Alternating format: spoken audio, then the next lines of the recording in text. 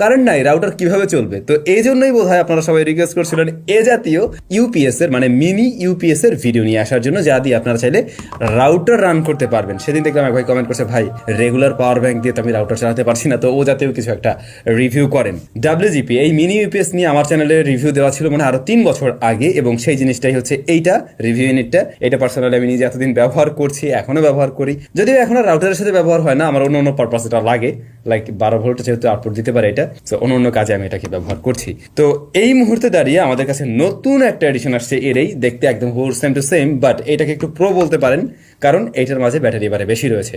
10,400 mAh এর battery আছে এর মাঝে, আর আগেরটায় মনে হয় 8,000 সামথিং ছিল আর কি। তো আগেরটার চাইতে প্রায় 2,000 mAh এখানে আমরা বেশি দেখছি, তার মানে অবশ্যই ব্যাটারি ব্যাকআপটাও একটু বেটার পাওয়া যাবে। আর এইটার সরাসরি পারচেস লিঙ্কটাও আমি ডিসক্রিপশনে মেনশন করে দিলাম, সেখান থেকে আপনারা পারচেস করতে পারবেন। তো জিনিসটা ওই যে প্লাস্টিক বিল্ড আগের মতোই একদম একই রকম মনে হয়েছে, তবে